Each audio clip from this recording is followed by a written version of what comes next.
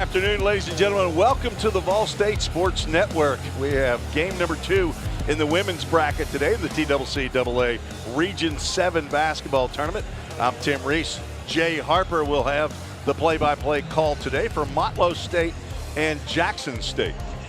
Yeah, it's going to be the number 4 seed, the surprise of the conference. The number 4 seed Motlow State Bucks. They're not the Lady Bucks, they're just the Bucks. And then you've got the Lady Green Jays, the number 5 seed. They will be squaring off here in just a few seconds.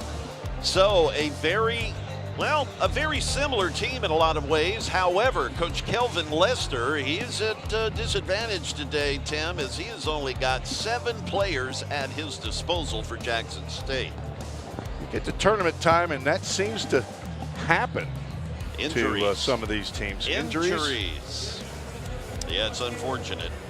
Grades sometimes will rear its ugly head. Yeah, at times the eligibility factor, but for Coach K, for Coach Lester, injuries have been the bug that has bitten them this year. Jackson State, the number 5 seed, 14-11 on the season, 10-10 in conference, as they are coached by Kelvin Lester. It's his 12th year as the head coach. He had a couple of years as an assistant prior to that. He's assisted by Darrell Miller, the athletic director for Jackson State, Dr. Kevin Lynham, and the president of Jackson State, Dr. Carol Rothstein. And the starting 5 for Coach Lester: number 1, Mashana Ridley; number 3, Sarai Batts; number 12, Brooklyn Spates; number 14, Hannah Johnson; number 24, Kylie Joe Ramsey. And for Motlow State, at 15-15 overall record, they are 11-9 in conference play, coached by Daniel Price Sr. in his first year. Not sure who's assisting him today. He has no assistant. Yeah, he's the Lone Ranger over there on the coaching staff. I wonder if the athletic director, Ross Fanning, might step in, but Yeah, Ross is here. I do see him over on the side. But, yeah, Coach Price, he's just been the lone leader from a coaching staff perspective for the Bucks all season long. President of Motlow State, Dr. Michael Torrance. And here's the starting 5 for the Bucks. Danica Stovall wears number 3. Number 5 is Alicia Davis. Number 10, Sable Winfrey. Number 15, Emma Sazanoff.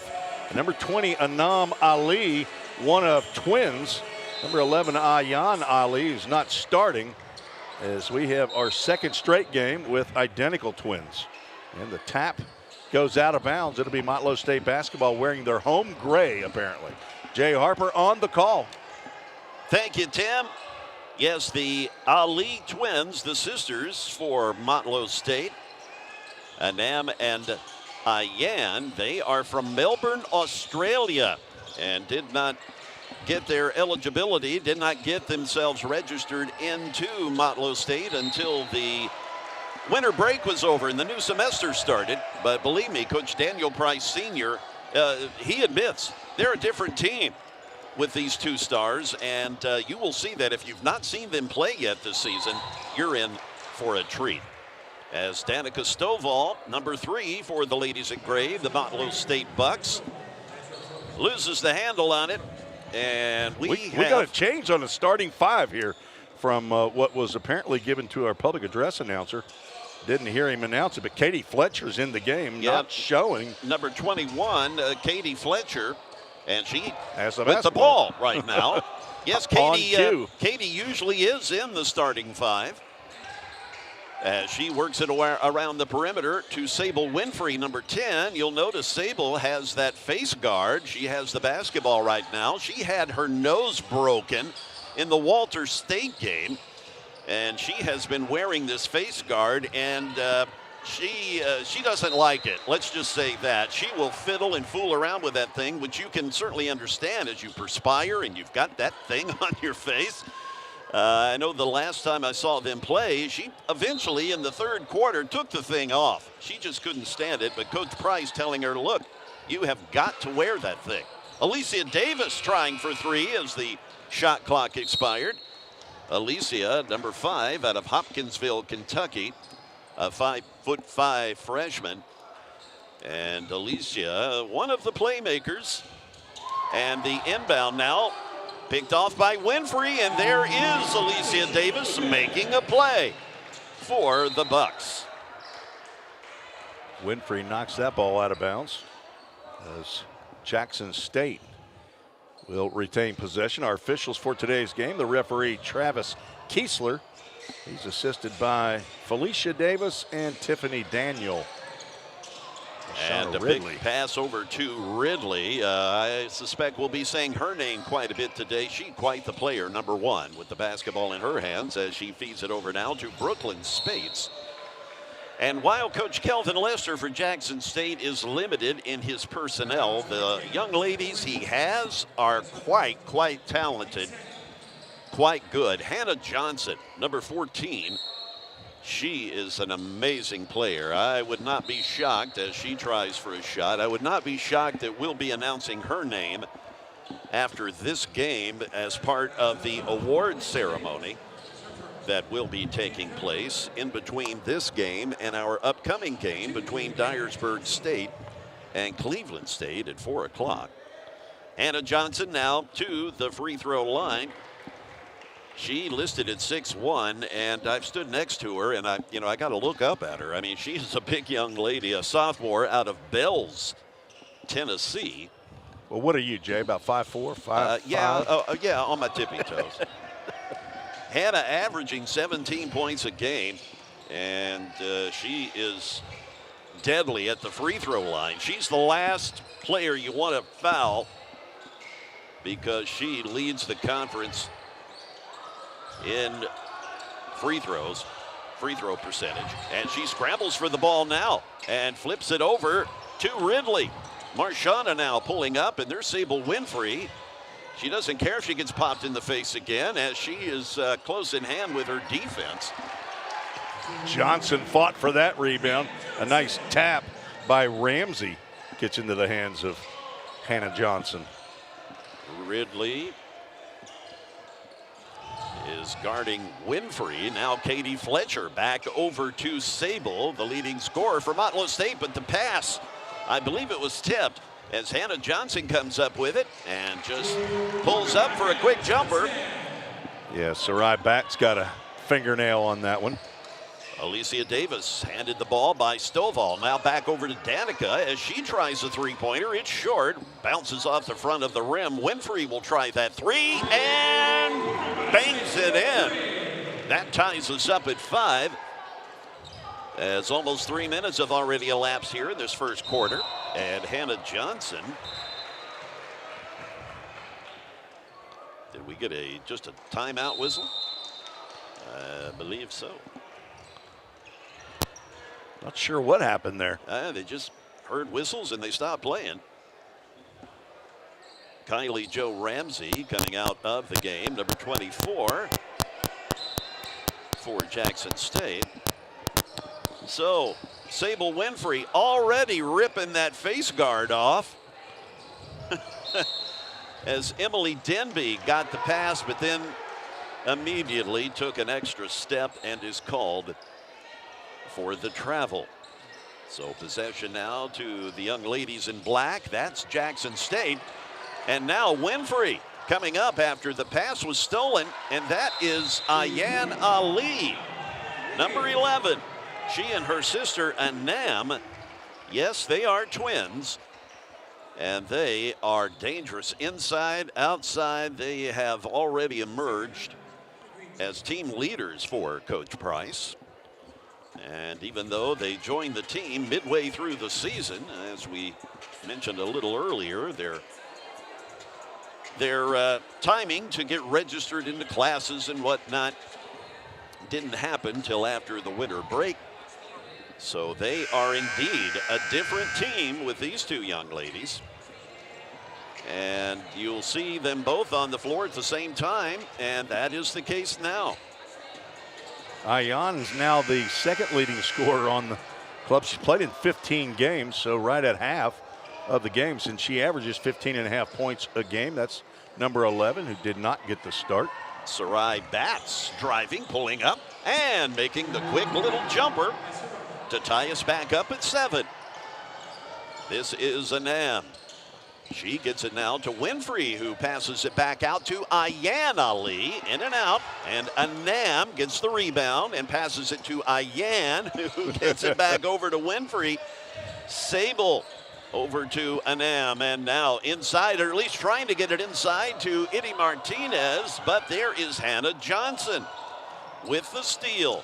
And almost stolen by Ayan Ali. Pulling up for the jumper and drawing the foul is Sarai Batts as Sable Winfrey gets flagged. It's truly an international game here for Motlow State, as Itty Martinez from Spain. Correct. And a couple of Australians in the Ali sisters. They're just basically going to be Ali to Ali for me. It's that hair's covering up those numbers on the back a little bit. Yeah. Well, Coach Daniel Price Sr., I do coaches shows. Again, I'm the play-by-play guy during the regular season for Motlow State Sports. And part of what we offer are coaches shows where we sit down and get to know the coaches and put those interviews on websites, social media, etc. Coach Price telling me that he kind of stumbled across the Ali sisters by accident. I'll tell you about that as we go through the game here. Sarai Batts now. And she's got Danica Stovall on her hip, but Sarai getting the ball away to Ransom. Ayanna Ransom, number 11 in the game. Here is Holly Bartholomew. Holly from Lexington, Tennessee, a 5'8" freshman, number 2 in the game for Coach Lester. Danica Stovall's three-pointer is good. And I have seen Danica. She can get on a hot streak with those three-pointers. Perhaps that is the beginning of one, as Motlow up by a point here. Batts now over to Ransom. Back over to Sarai, taking a long three-pointer. It rolls across the rim. Katie Fletcher retrieving it and giving it to Danica Stovall, number 3, over to Davis. Alicia, a hop, a skip, and a pass to Sazanoff. Emma Sazanoff in the game now, number 15 for Motlow State. She leads the conference in three-point percentage at 36.2% on the season. And the last game that I called for Motlow State during the regular season was on February 28th versus Dyersburg State. And Emma, she went crazy with the three-pointers, as she can't make the little short shot there. But she knocked in 7 three-pointers during that game. Now to Bartholomew. Holly passing it now to Hannah Johnson. Back to Mashana Ridley. 6-foot freshman. Marshall County High alum. Batts now with Ayan Ali. Now there is Sazanoff giving it to Anam. And laying it in off the glass with the left hand to put the Bucks up by 3 with 4:12 remaining. Full court pressure by Motlow State, causing issues for Jackson State. Nearly a double dribble. Batts waving Johnson over.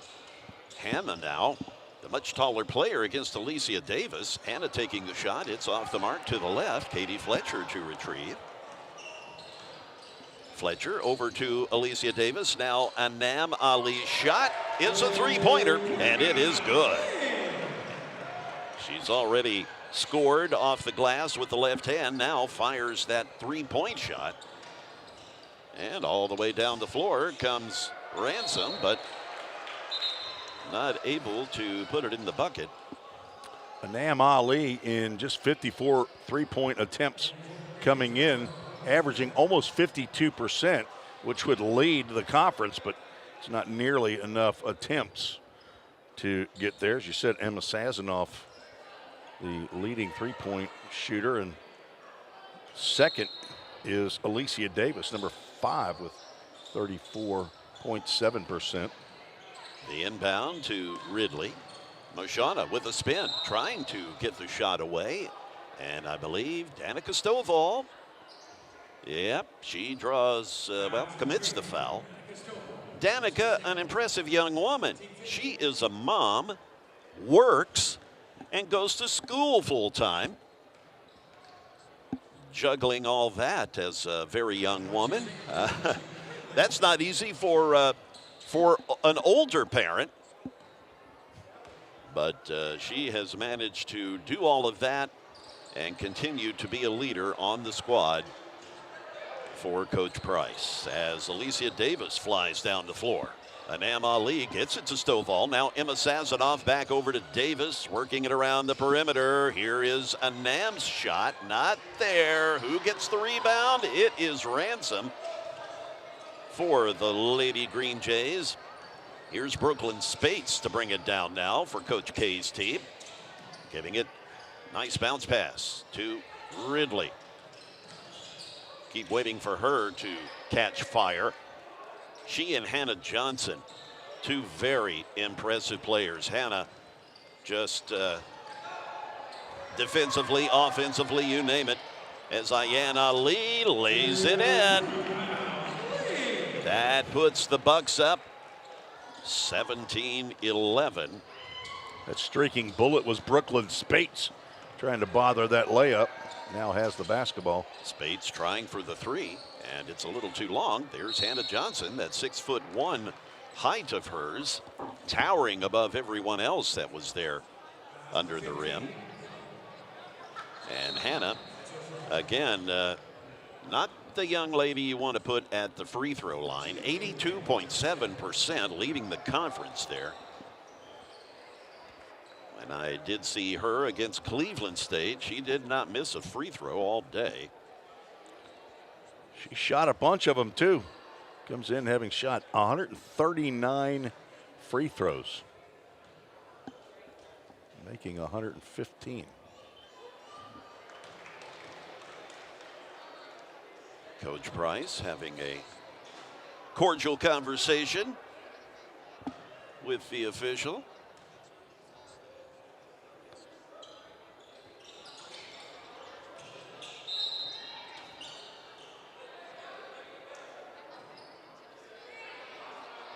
I believe that is that Megan Downs or is that Taylor Brisbois? Neither. The official across the way. Oh yeah, it's Tiffany Daniel. Okay, well, I guess you got the wrong game. The live. No, I'm looking at the live stats here, and that's what's listed on the live stats. Okay, there were changes. Yeah, apparently. Made that I received emails for. So yeah, the they live didn't stats. get that. Yeah, I don't just make up names. I thought you had the list that had not been updated, but you don't make up names. Surely. No, I don't, Chuck. Spates giving it into Hannah Johnson now. And Sarai Batts trying to get it back over to Spates, but there was Ayan Ali to tap it away. The Bucks up by 5 as we are coming into the closing minutes of the first quarter. And Batts shot off target as Ayan Ali retrieves it, gives it to Sazanoff, and in the paint to Fletcher, but no go there. A whistle called, and everybody looks toward the official like, oh, okay. I think there was people over the back of people who were over the back of people in that scrum right there. Foul will be called on Ayanna Ransom, her first.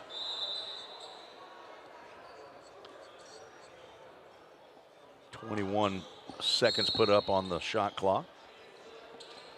Ayan inbounding it right to Sazanoff, who's standing there and has what you would think would be an easy shot, especially for the three-point leader, but not the case as she misses. And Spates races down the floor, lays it in with the left hand. And that pulls the Lady Green Jays within 3. Ali back over to Sazanoff. And the pass tipped and taken away by Ayanna Ransom as Hannah Johnson flips it back over to Ransom. And now Holly Bartholomew in the game.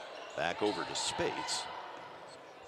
15 on the shot clock as Emily Denby in the game, guarding Spates. Emily, number 4, with the glasses. And the little jumper, kind of flat-footed, though, by Ransom, does not go. Here's Ayan Ali.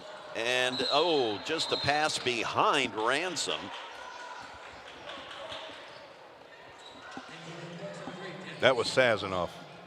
You're making up names. Ah. You had 11 on your mind.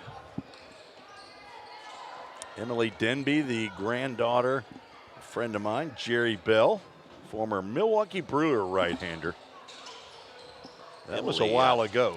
Emily Denby, actually, kind of a nice story. She just approached Coach Price and said she'd never played before but wanted to give it a try. He said, well, come on. And she's actually turned into a pretty darn good player. Never heard of somebody not playing high school basketball and coming to playing college basketball. Well, it's quite the story. As Davis now gets it over to Fletcher. Here's Danica Stovall, and that misses everything. Yeah, part of my my view here is obstructed by this screen. So when players get down here, yeah, it's kind of a guess. If I can only see part of the number. If all right, only we could get our table taller. Here is Ridley as Mashana, and she had a good look. And she flies down the floor. She got a little bit out of balance there, off balance, and she had some help doing it. 2.4 seconds to go here in the first quarter.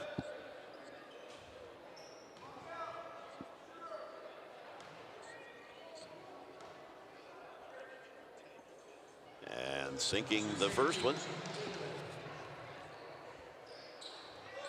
Just Ridley's third point of the game. Yeah, she's 76% from the line. So again, some good free throw shooters on this Jackson State team as she knocks that one down. And the first quarter coming to a close. Got a chance. Mercy has Stovall.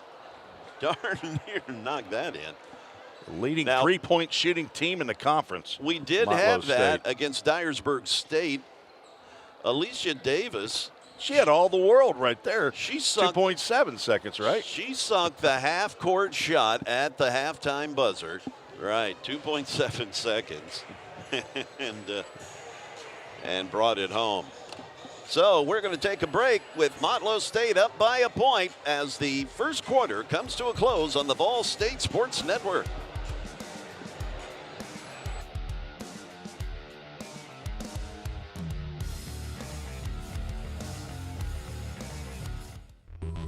Cybercrimes take place online, and companies need more well-trained workers to stop it.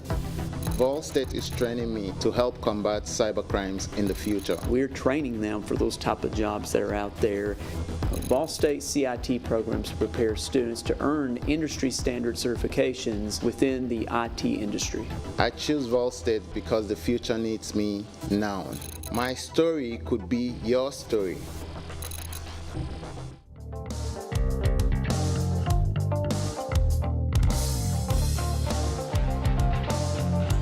Back we are.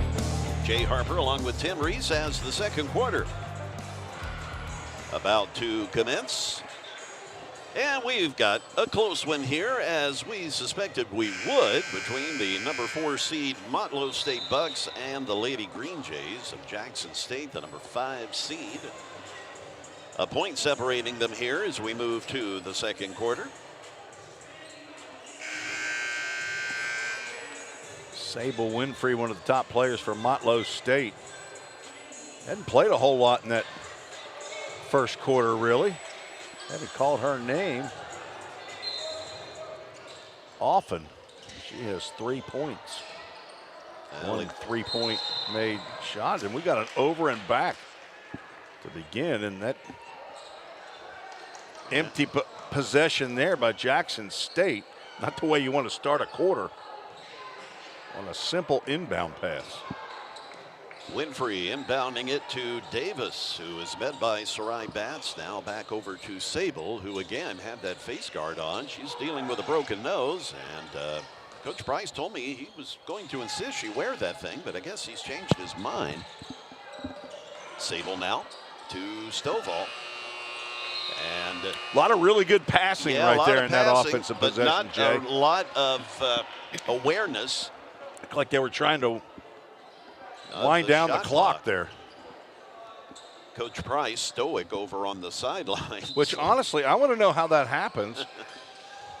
Well, that's right. It was 4 seconds that it took to the over and back. So Hannah Johnson driving to the bucket and gets popped in the chin by Davis. And Alicia's going to get called for the foul. Well, honestly, now that I'm thinking about it, I was right. It was 9:34 on the clock right there. Okay, only 26 seconds had elapsed in the quarter. How do you get a 30-second shot clock violation in 26 seconds? Ridley's shot misses the mark. Inquiring minds want to know, Jay. I mean, we've got to conduct an investigation. Let's stop the game. No, you're not down for that?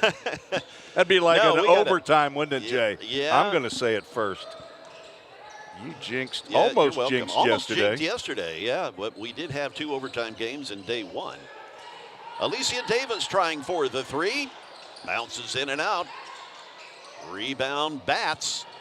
Being chased by Fletcher, and I think she poked it out of bounds. As Ridley will now inbound it for the Lady Green Jays.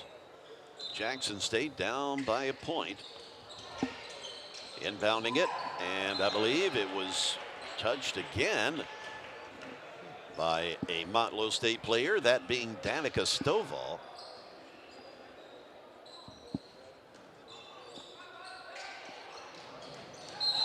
And now we have a foul. As Stovall standing there with her hands on her hips like, really? Yeah, Danica gets called for it. Lunging in to try to pick off the inbound and ended up fouling. So Danica will come have a seat.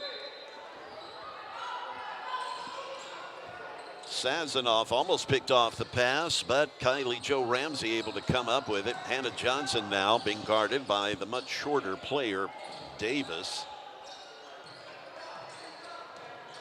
As the Bucks play in a zone, Winfrey now waving her arms in front of Batts. Now here is Bartholomew over to Ridley. Shot clock at 7. Hannah Johnson charging the bucket and does not get the roll. Ramsey and Fletcher scrambling for it. Now we get a foul call. Fletcher checking the chicklets. She was between 2 Lady Green Jays right there, banged off of both of them.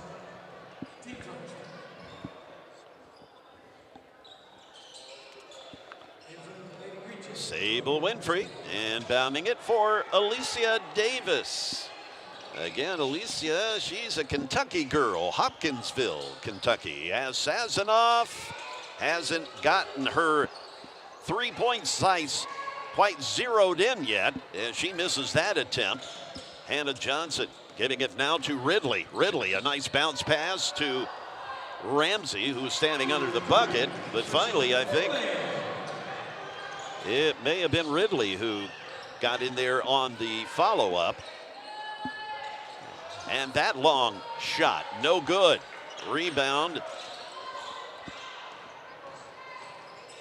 by, okay, yeah, that is Spates. Had to wait for the hair to clear. Yeah, pretty much. I do appreciate the front of the jerseys having the numbers, though. I've seen that this year where they don't. Yeah, there are still a lot of baseball jerseys, though, that don't have, you know, numbers on the front, which is, you know, kind of standard, I guess. But it does help for the baseball jerseys to have numbers on the front. Nice move by Ridley, but no good on the shot. as Sazanoff feeds it now over to Ayan Ali. Back over to Davis. Takes a couple of steps. Feeds it back to, that is Anam Ali. Popping the three-pointer to put the Bucks up by a couple with 7:12 to go in the half. That's her second from that corner. She gets that shot off quickly. It's a travel. Good close out there by Ayan, right? Is that how you say it, right? Ayan, yeah. Ayan. Ayan. I've talked to the girls. They say they get called both, and they're not opposed to either one. So it could be Ayan or Anam or Anam, but Whoop. get the last name right, you know. I think that's what's most important. Fake pass right there by Travis Kiesler, our lead referee. The inbound now to Davis, and she pops the three-pointer. Alicia Davis. Wide open three. And you got to hit that one, right? Yeah, I think that is the fourth three-pointer. And Sazanoff down on the deck, as is Hannah Johnson.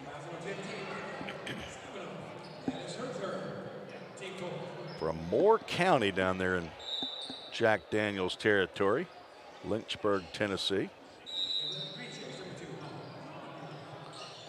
Former co-worker of mine lives down that way, Keith Moses. Got him a big old ranch, got some cattle, I believe. Emma Sazanoff already getting into a bit of foul trouble here. She has committed her third foul. Bartholomew, Holly gets it over to Hannah Johnson. Now back over to Spates. Brooklyn charging toward the bucket. Lays it in with the right hand. Nice move as she threads through the defense. Pulling a little closer. And Ali, she returns the favor, doing pretty much the exact same thing to the Lady Green Jay defense. That's Ayan Ali, now doubling up on Bartholomew for the defense. Spates finds Barely a travel. all by herself. Sarai's shot, not there, as Anam Ali just That's picked works off. away. Yeah, you saw that coming. There's Bartholomew, and there is Anam Ali. Good defense there to prevent the open layup for Bartholomew.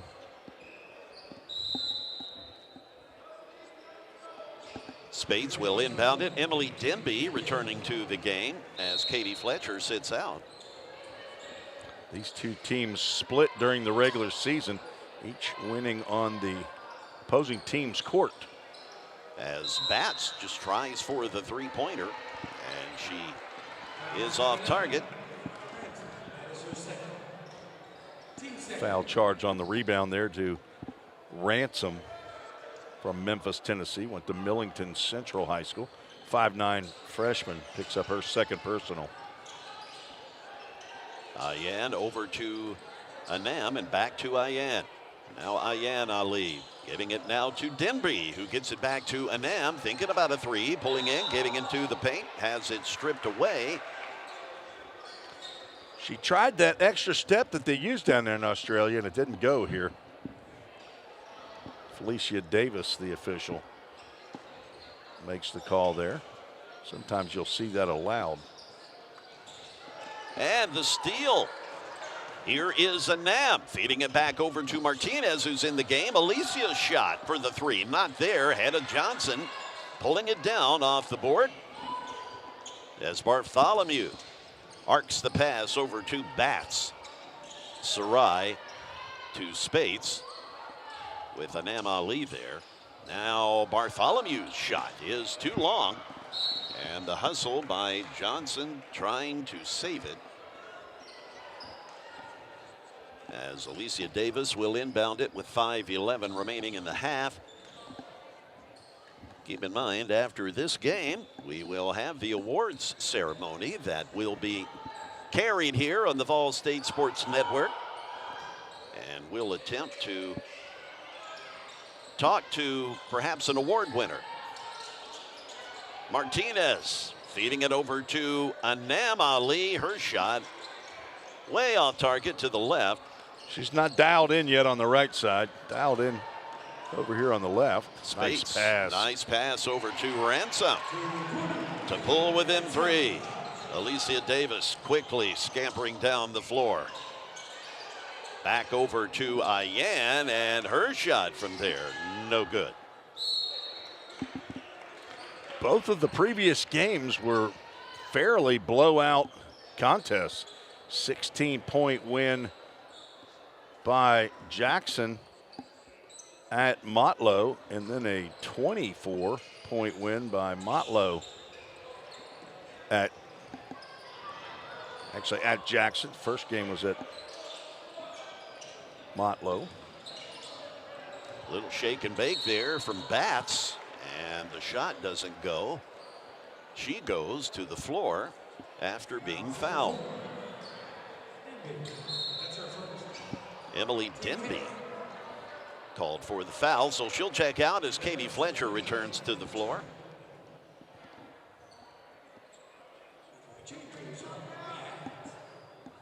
Katie Fletcher, Moore County High from Lynchburg, which essentially is where Motlow State is located, kind of Tullahoma / Lynchburg.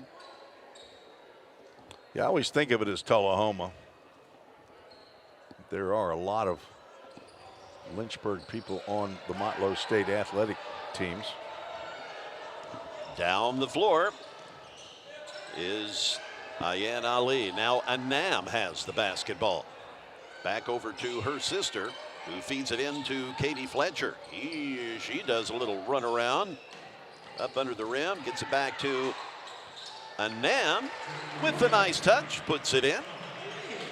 3:54 to go in the half. That's a violation right there. Hannah Johnson and is that Brooklyn Spates? They could not get it figured out as to who was going to pass the ball inbounds.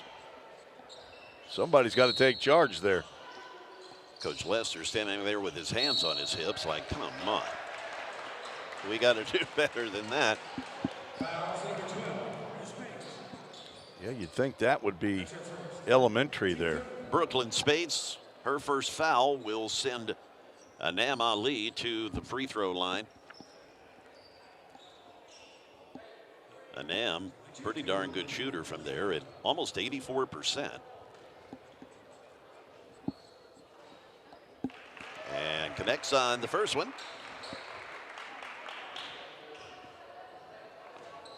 Again, the Alis just don't have enough reps or shots. And steal the inbound. Johnson, I think, was trying to ricochet it off of Ali, but she caught the ball. How many offensive rebounds are you going to get and give up right here? Is Anam right there shot an air ball from 4 feet away. Expecting contact, I'm guessing. Hannah Johnson was in the tussle up under there, but then bowed out as I think she got poked in the eye. And she now will sit out as Ridley in the game now. Trainer Brad Swope over to check to see if she's okay. The inbound to Ridley from Spates. Now Brooklyn way up sees court. Ransom all alone, but she quickly draws the crowd. Ransom back over to Ridley. Then Ransom comes up with it after Ridley taps it back over to her.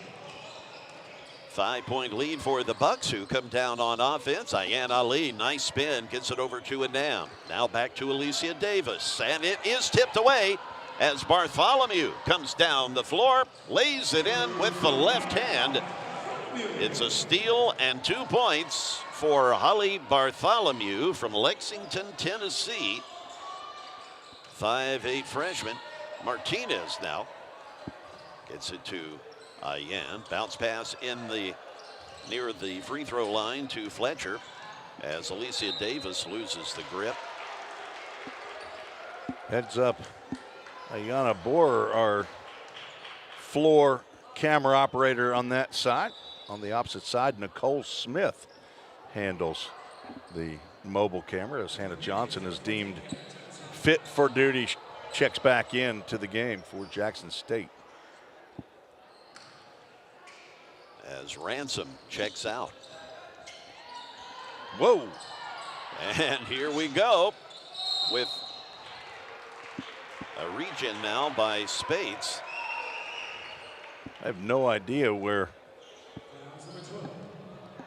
Sarai Bats was expecting her teammate. One was on the far side of the court, and I think she might have been expecting her to come over to receive the pass. Basically, it looked like she threw it to a spot. Nam Ali connecting for the first of her free throws. And can't get the second one to go, however, as Ridley comes up with it. And we've got another foul call. So we're getting some whistles now. That'll bring Ridley to the line.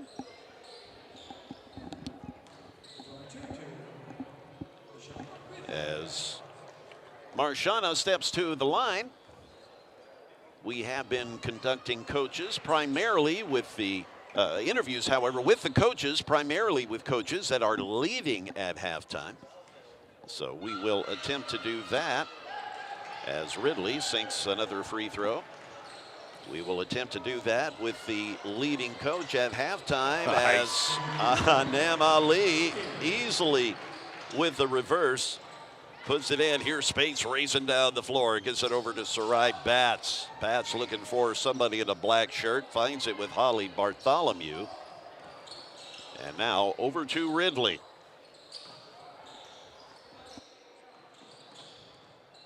Tough pass in traffic right there by Johnson to Ridley. Steal again. Bartholomew up with the left hand and good. 2-point lead by Motlow, just less than 2 minutes to go. Ali faked the three, pass to Martinez, and another steal by Holly Bartholomew. That might be her fourth of the game. She averages 1.5. As Jackson State will slow things down. Try to get it inside to Johnson, tapped away by Nam Ali, and eventually rolls out of bounds. Official ruling that it'll stay with Jackson State. 1:26 on the game clock, 27 on the shot clock. Bats inbounds to Ridley. Bartholomew's going to fire a three. It does not go.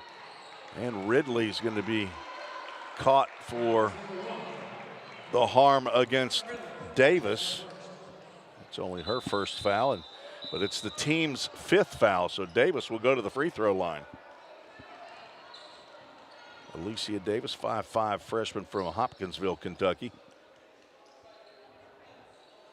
Playing in her 31st game. She's played in all of them and started all but one, if the stats on Presto are correct, and she misses the first. 64.3% free throw shooter.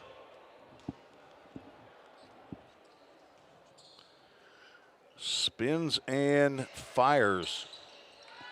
Second one goes in. Now a 3-point lead, and the inbounds pass thrown out of bounds. Jackson State struggling with the inbounds pass. There is full court pressure by the Bucks, but it doesn't look swarming for the most part. Some of the problem has been who's throwing it in. That time was not the issue. Gets it into Davis. Anam over to Ayan. And a pass to, is that Sable Winfrey? No, that's Eddie Martinez from Spain, and she's fouled on the shot. That'll be the third personal on Brooklyn Spates.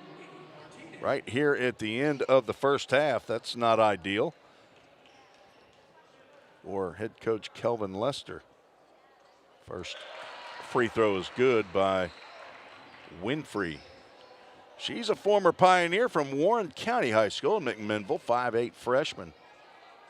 Having a fantastic year, 6th in scoring, misses the second free throw. 71.3%. And another turnover. No, Hannah Johnson nearly went down. Ball knocked away. Eddie Martinez is going to be called for the travel. There's a case of hot potato going on here with this basketball. I had to check to see if those are, not sure if that's a Wilson or a Spalding basketball. I've looked at them enough this year. I just don't know. Ridley gets it in the backcourt. Plenty of time in the shot clock, now down to 15. Being guarded by Martinez with those nice colorful shoes, but she forgot about her as she drove to the basket. Ridley can't get the layup to go. And Motlow State comes out of there with the basketball. A 2-on-1. Davis tried to step through, and basketball falls to Anam Ali, and she drops in the bucket. 6-point lead. Shot clock is off, and the attempted knockout. And it will shoot free throws. I believe that is Anam's first personal. It is. That Spates going to the free throw line.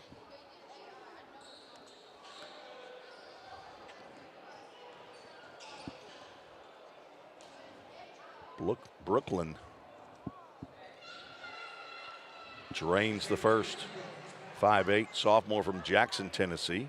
Went to Bartlett High School. I think Bartlett actually is down closer to Memphis. Spates almost 64% from the free throw line. And 1 out of 2. Tapped around.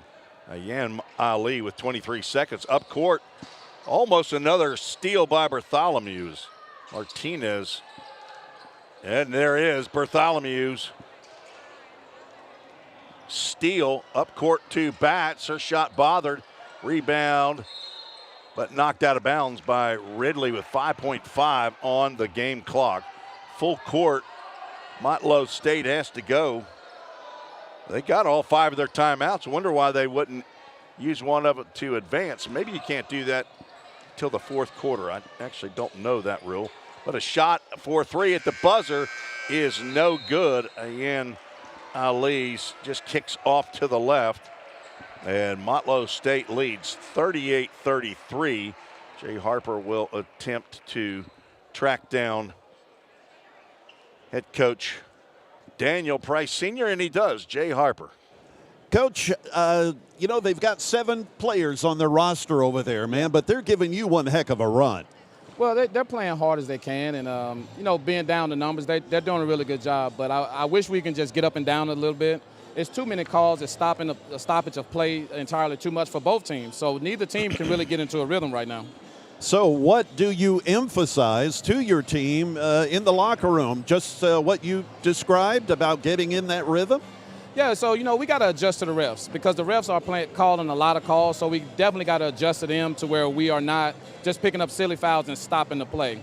So we just got to keep pushing the tempo, keep playing as hard as we can, and get to the way we play. And we're not playing our game. We're not playing fast. We're not pushing the tempo. We're not controlling the pace. And that's the one thing that I got to share with them when we get in the locker room. All right, I'm sure you'll do it. I will. Thank you as we now go back to Tim Reese.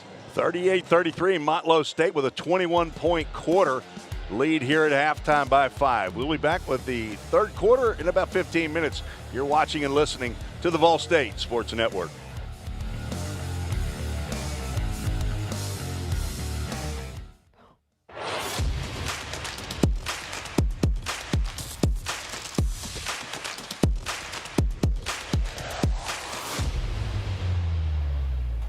You are locked on to 5. Y'all, we got a great show for you today. We're going to talk with Georgia Bryant, a student in the music program right here at VolState.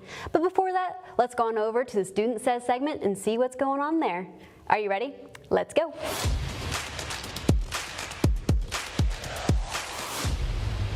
Hi, I'm Rox, and this is the Student Says segment of 5. And today we're asking, what are you doing over spring break? I'll be working at Kroger's all spring break, but hopefully I'll be able to go somewhere else instead of work. This week over spring break, I'm going to be dog sitting, a lot of dogs, and hanging out with friends. Over spring break, I'm going to be going on a mission trip think it's like 3 days. One of my friends invited me, so that's gonna be fun. Over my spring break, I'm probably just gonna be working a whole lot. Be spending time with my mom, and I'm very excited about it. I'm studying for an anatomy lab exam and working. I'm going to Cancun with my family. Well, for spring break, I'm actually going to England. And I wasn't really in charge of planning everything. It was my family and my parents and my sibling, because it's their like graduation trip. Gonna hang out with friends and also study for my exams that I'm gonna have.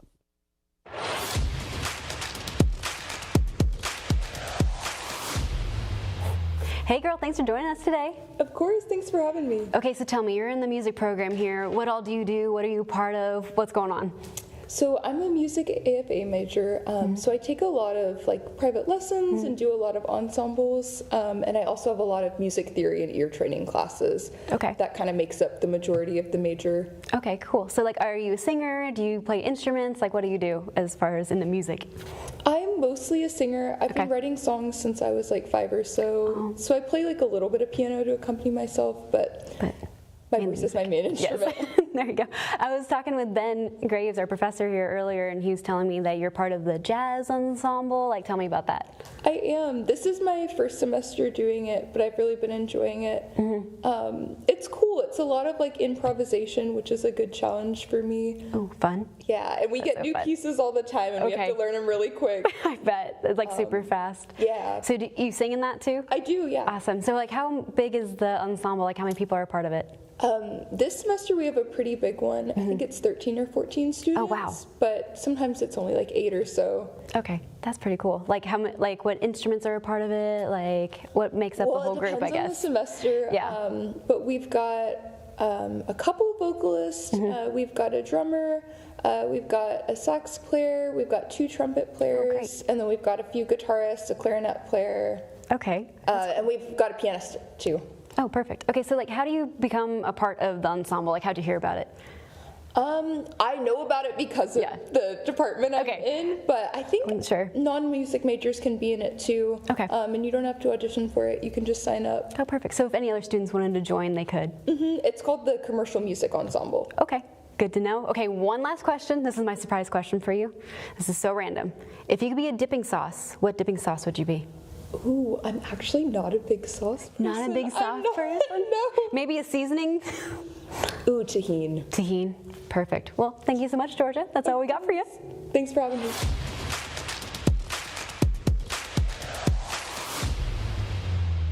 Come visit the art gallery and check out the Retro 50 Expo by Alan Messer, where you can check out artists such as Willie Nelson, Alice Cooper, and last but not least, this guy. Hey nursing students, did you know they sell scrubs in the back corner of the bookstore? They come in 2 colors, black and navy blue, and in sizes from extra small to 3X. Need a snack? Come by the bookstore and grab a bite to eat.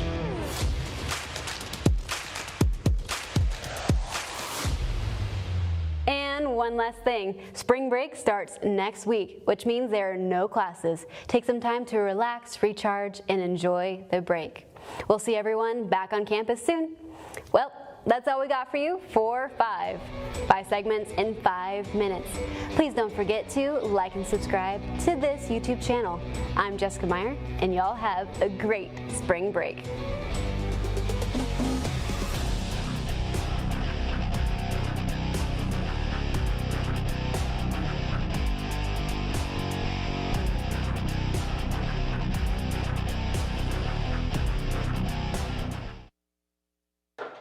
I'm his son. There. Oh yeah. Y'all, let's make a record. Y'all ready? The Possum Hunters they were the first band to play the Grand Ole Opry 100 years ago this year. Not only is it the museum's 50th anniversary, but it's the 100th anniversary of the Opry, and the Possum Hunters were the very first band to play the Opry. Not only that, they opened the Opry every single Saturday night from 1925 to around 1938, 1940. They were absolute superstars.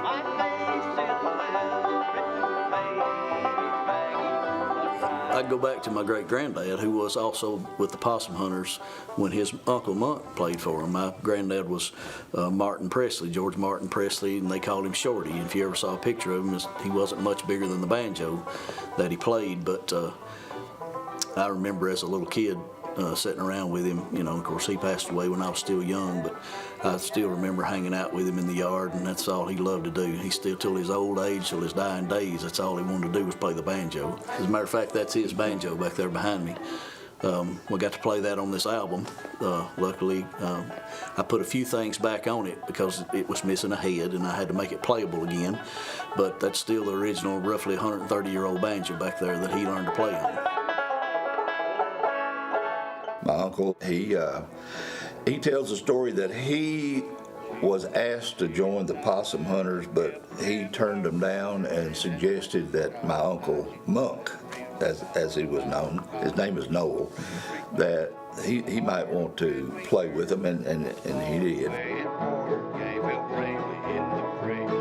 I'm on the board of directors of the Sumner County Museum, and we're having a night at the museum. And this band, this bluegrass band, local bluegrass band, who I'd seen before called the Lugnuts, were playing there that night as entertainment. When you go in the museum, if you look up on the wall, one of the first things you'll see is this massive picture of the Possum Hunters from the late 20s. The Lugnuts that night were playing underneath the photo of the Possum Hunters, playing a Possum Hunter set list. And I'm standing across the room at this point listening, tapping my toe, and it's February. I need a project for the spring semester, and the light bulb went off. It's like, I'm going to record that. I knew it was daunting because I wanted to do a whole album. I jumped right in. I went to the museum and gave them my idea. I said, I can record it in the studio. If everybody's on board, we'll make this record. Museum loved the idea. Then I went to Steve Beischer, head of the department here. So Cole comes with the project, and he says, this would be a great thing to do. And I agreed. I said, this is something that would be great for the school, great for students, and it's a real world thing. I took it to the school and talked to the school about it, and Dr. Tostenson, the president, said it's a cool thing. Everybody's agreed that it's a really neat thing because it connects the historical part of it and the student working on projects part of it, and all the stuff that it connects together is, I think, a worthy goal to make it as good as it can be. The students did a good job on the recording. There's probably a lot of students who've never experienced one of those instruments live and in the flesh before. So those instruments were great to have them say, well, here it is. This is what it does. This is what it does. Here's where the sound comes. Here's how it's played. And they can take those techniques sometimes away or put them into a project that they're working on, or say, hey, what if I put a mandolin on my rap track? What's that going to be like? Hey, why not do it? See what happens. I've spent a lot of my career with two phrases, what if and why not. It's like, what if we put a mic up here? Why not? Well, do it. See what it sounds like. If it's good, cool. If it's not, then you don't have to use it. So all of those things apply because as they're learning things, like all these pieces of gear here, until they actually come in and turn the knob, I can talk about what this knob might do all day, but until they actually turn it and go, oh, now I understand. The whole point of the program is to come out with portfolio material, because in the real world, especially on a hands-on or a creative thing like this, like engineering or producing or something, the first thing you'll be asked is, what do you do? And you can say, this is what I do. And since it is a real world project, it's not a theoretical, I did this for a class. It's here, it's on the market, it's for sale, my name is on it, Maybe it goes and wins Bluegrass Album of the Year, who knows? Then you have that accolade to your credit. So it's only good things can happen for students.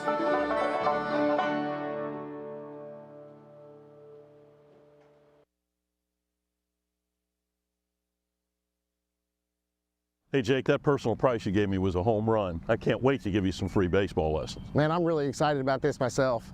But you do realize the thing with Toyota Gallatin is everybody gets the personal price. It's what makes us special. Wait, what? Everybody gets it? Everybody gets it. Let's play ball. Okay. Jake, you ready? Let's do this, Coach.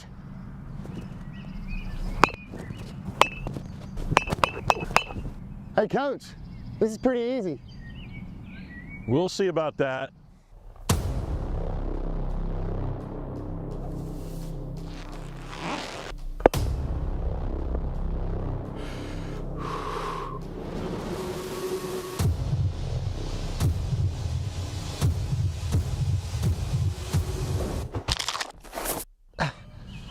Oh, I think I pulled something. Yeah, better luck next time, old man.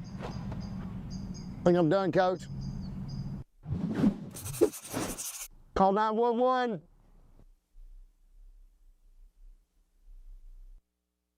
A degree in criminal justice can help you find the exciting career that you've been looking for. As a member of law enforcement, as a crime scene investigator, a detective working on cases, or nearly any job where you get to put the bad guys away. Learn more at VolState.edu.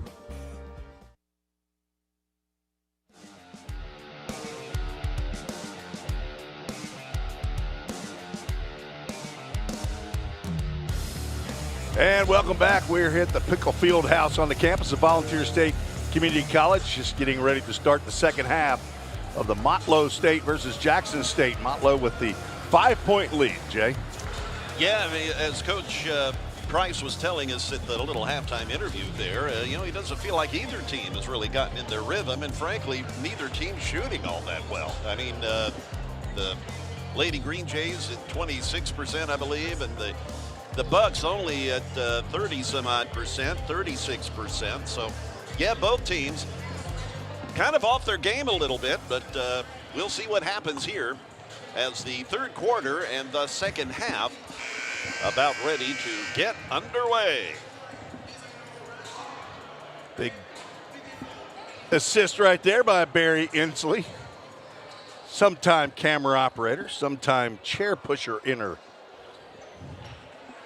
Barry, one of the experienced men up here in the mezzanine level, bringing you all the action on the VolState Sports Network. Yes, he a Coast Guard veteran, I've learned. Yes. So serving our country well all across the nation. Mostly on the water. Ayan Ali takes a shot that misses, and Winfrey comes up with it, but as she saves it, it goes right in the hands of Spates, who gets it to Bats, and now it's back down the floor after a change of possession. And that was Ridley that swiped it away as Winfrey was trying to lay it in for the Bucks. I think Sable thought she had an open shot there, but Mashana Ridley at 6 foot tall said no. Didn't wave the Mutombo finger there, the Kimby Mutombo. Bats, the recipient of the inbound, and I believe she stepped on the line, losing her balance, so Sable Winfrey will inbound it now. Just see that Ridley is third in the conference in blocked shots at 1.4 a game. Winfrey now going baseline, pulling up for the shot, and gets the favorable roll to put a couple more on the board for the Bucks. Mashana couldn't get to Winfrey quick enough to get a hand on that one. Sarai Bats over to Spates. Now Bats back with it in her possession. Giving it to Brooklyn Spates. Spates directing a little traffic, telling Bats, hey, go hit the corner. And now passing it to Ridley, who is guarded by Katie Fletcher. Now Hannah Johnson driving toward the rim. Pull up for the shot. It hits the back of the rim. Who's going to come up with it? It is Sable Winfrey. And she has a nice pass who all kinds of passes. Wow, what perfect execution. Winfrey to Ali to Davis, back over to Winfrey for the goal. And that makes it 42-33, the 9-point lead. Dr. Kelvin Lester decided he needs to chat a bit. It's a full timeout, not allowing his girls to sit down as he talks about probably some transition defense. That was some pure passing right there as that ball didn't hit the deck. Beautifully executed. A little tic-tac-toe passing. Exactly from right. Motlow State. While we have the time, let's thank the folks that are operating the cameras and all the equipment. Our producer, the head quarterback, A.J. Fawson, chief engineer here at VolState. Production assistant, Barry Inslee. Technical director, Tamira Dreer. Graphics is Russell Wilson. Jonathan Hughes on audio. Amzie Hernandez handling the camera, as is William Sexton, Nicole Smith, and Ayana Boro. Kason Hollinsworth, he's the PA man the last 2 days. He is on robotics. Appreciate all of them for their efforts during this conference tournament. 5 days is And Winfrey. the pickoff now. The pass from Hannah Johnson picked off by Winfrey, but they could not convert that into points. As Kylie Jo Ramsey, she was somewhat in the vicinity of that pass. I think it was intended for her. Kylie Jo, another tall young lady on this Jackson State team, measuring at 6 foot, from Savannah, Tennessee. Here's Bats now and tries to get it over to Johnson, but there was Winfrey. She poked it out of bounds. So Brooklyn Spates will inbound it. We've just gone through about 2 minutes of this third quarter. As Ridley now, and again, the pass almost picked off. Those passes are going to have to be sharper. No lazy passing to run the risk of things being picked off. Winfrey, well, like that, as Ridley grabbed the pass, flipped it over to Hannah Johnson, and she lays it in for the goal.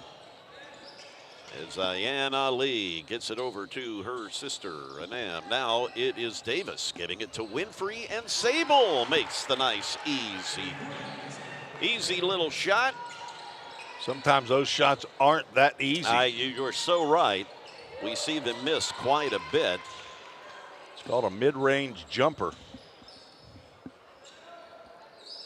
And the three-point attempt from Bats is missed, as Katie Fletcher will inbound it, I believe. Foul trouble for each team. Brooklyn Spates for Jackson State has 3. And for Motlow State, 3 players with 3 fouls. Sable Winfrey, Danica Stovall, and Emma Sazanoff. Sazanoff, she's had 3 fouls for a while. So consequently, we've not seen her in the game in a while. As the pass picked off, and that is Bartholomew that had a hand on it. But Alicia Davis, she tried to get a hand on it and got a hand on Bartholomew and has the foul. Is that her 3rd? It is. So another player potentially in a foul quandary.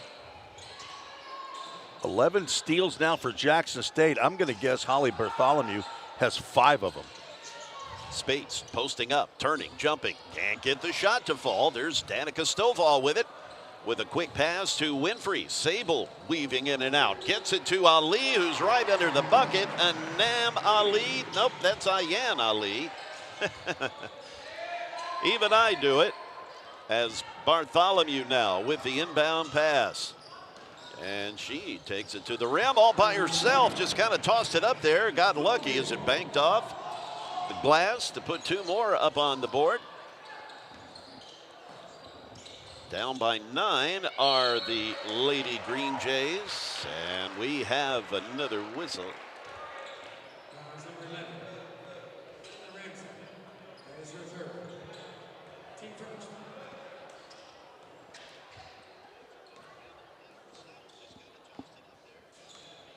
And I believe that was that called on Ridley? As Katie Fletcher to the line. It was third personal. Yeah, so that would be her third. 10 points separating the teams as Fletcher makes it 11 with the completion of that free throw.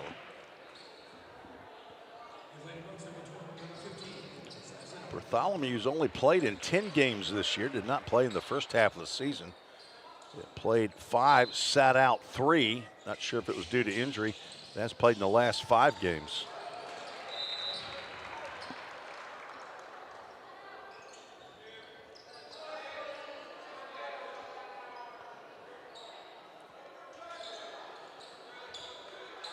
Sazanoff has returned to the game with her 3 fouls as she inbounds it now to Stovall. Danica looking for some help. And she and Sazanoff pitching it back and forth, trying to get it all the way across court to Davis, but there was Spates in an effort to pick things off.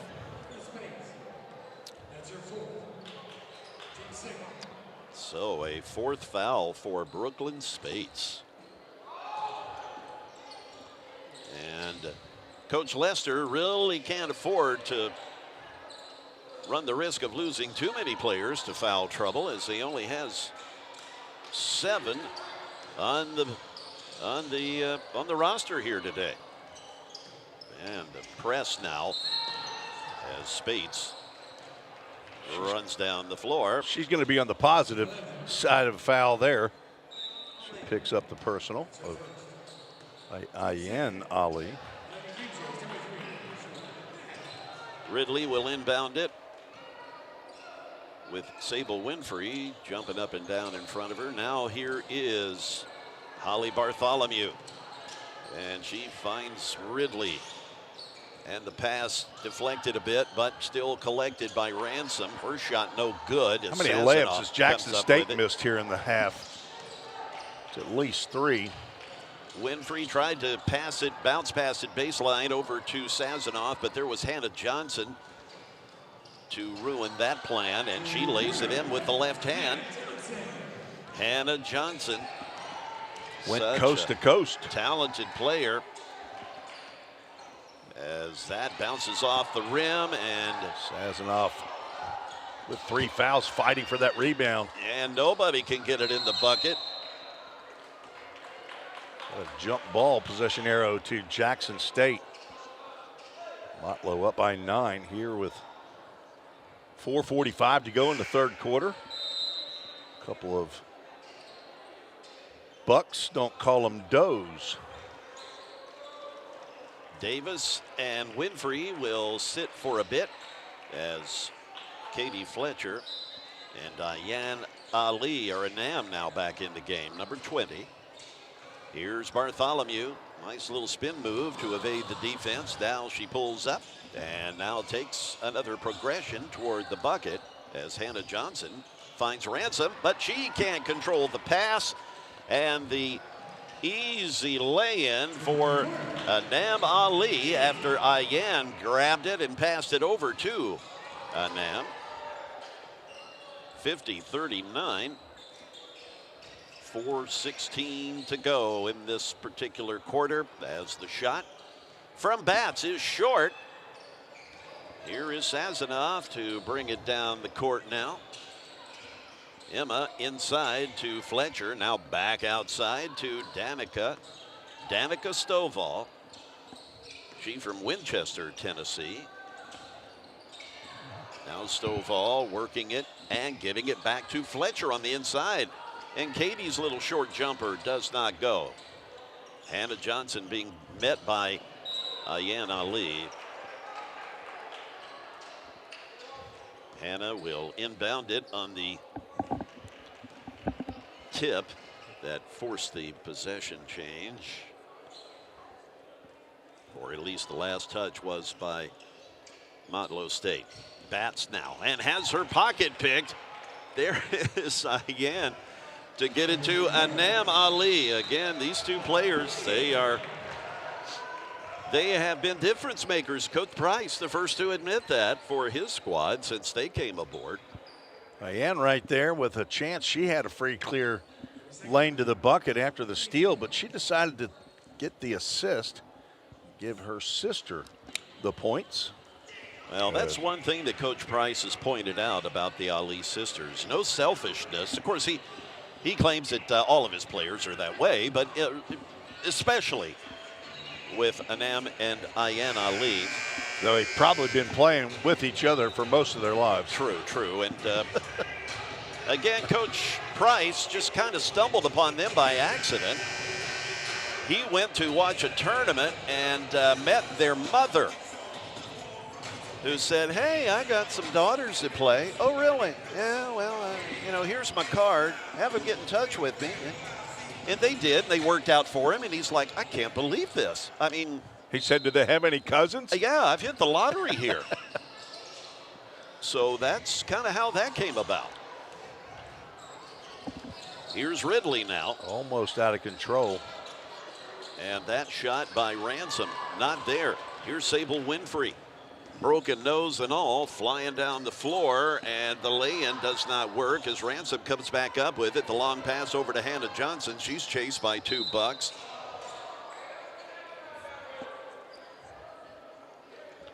Three minutes, 8 seconds in the quarter as 2 Bucks are, there's a joke there somewhere. Quarters and Bucks all over the place. But Emily Denby now in the game, number 4. As Winfrey checks out. 13-point lead for Motlow State. Hannah Johnson thought she was going to be able to make the layup and maybe draw the foul, get a 3-point attempt. But Hannah now with 11 points off the completion of that free throw. I don't think there's any more identical twins here in the tournament, are there? Not that I'm aware. I think the Ali sisters and the Crick sisters are the only pairs of twins. As a twin myself, I understand the part of the dilemma, but I'm not an identical twin, so. And I'm sure your twin is thrilled that that's the case. You think? I'm the better looking one. Oh, really? At least that's what my wife says. So is it a brother? It is. Oh, okay, cool. He is. Well, you are looking at an only child, so I cannot relate. Jay, I don't know if you know this. I'm not looking at you. Yeah, well, once my mom and dad had me, they achieved perfection and said, we ain't going to top this. So you said that a time or 6, I believe. Yeah.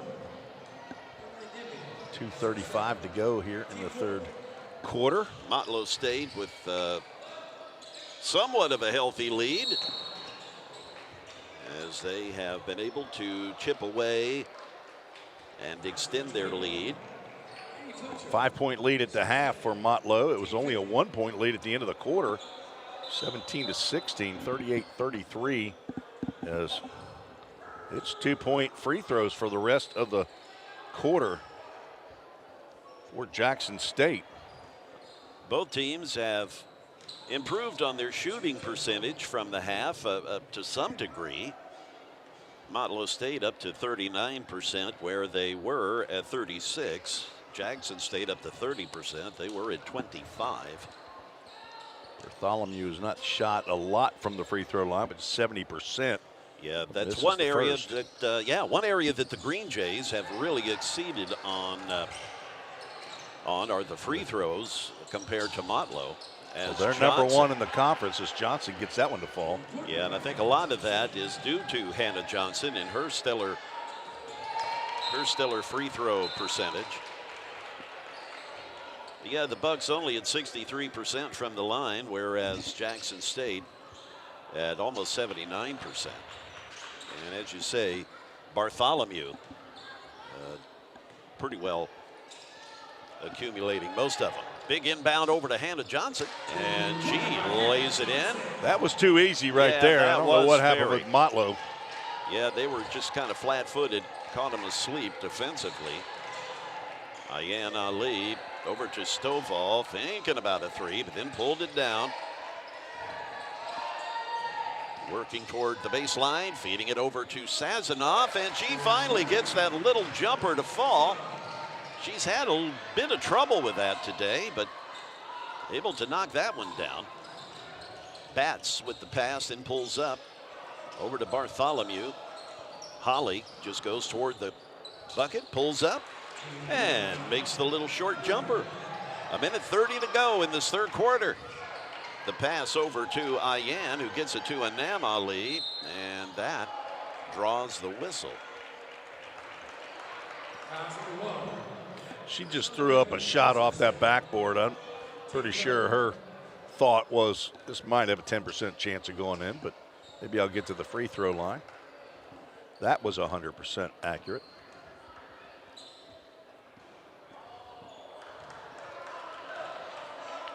Currently at 20 points in the game. Number 20, Anam Ali. 8 for 11 from the field. Free throw line not been so kind for her. Yeah, rare misses for her. She close to an 84% shooter from the line, missing both there. As we have the rugby scrum and a timeout called by Danica Stovall. Heads up play right there. She's on her keister and no play that would help her to retain other than calling a timeout. Smart for the redshirt freshman from Franklin County, Winchester, Tennessee. That is one thing that Daniel Price, Coach Price, has said about Stovall is her basketball IQ. Really, really impressive. 1:11 to go in this third quarter. Keep in mind, when this one wraps up, we will have the awards presentation for the ladies. That took place for the men yesterday, with the Maury Litch claiming Player of the Year. And we had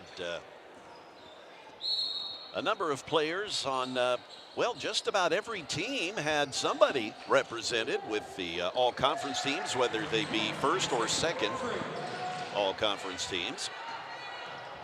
Here is Ridley now. Mashana brings the ball down. Hannah Johnson feeding it over to Sarai Batts. Batts back to Ridley. And the arcing pass to Johnson as they lose possession of it. And Anam Ali. She has a tremendous body control to use her hip to ward off the defender. Johnson goes right into the body. That's Ayan. That gets tossed to the floor. She comes up smiling, however. Wes Buckner comes out with the round mop, cleaning up the floor. It's not quite as big an issue with the women. They don't sweat like the men do. They perspire. Hannah Johnson, deadly free throw shooter at the line. And as soon as I say that, she misses one. That broadcaster jinx. Yeah, she'll make them almost 9 out of 10 times.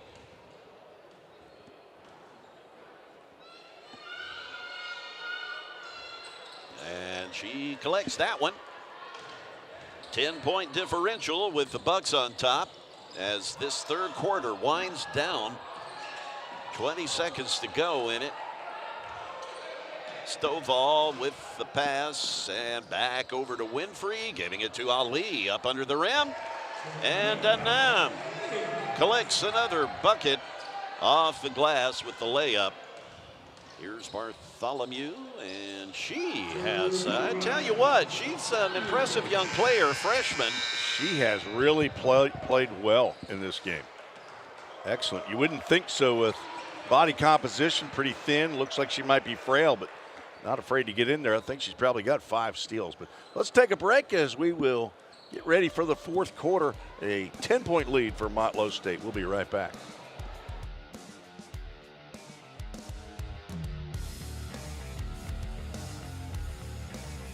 Why spend over $100,000 for a large school where they'll be just another number? With Tennessee Promise, a great education at VolState could be free.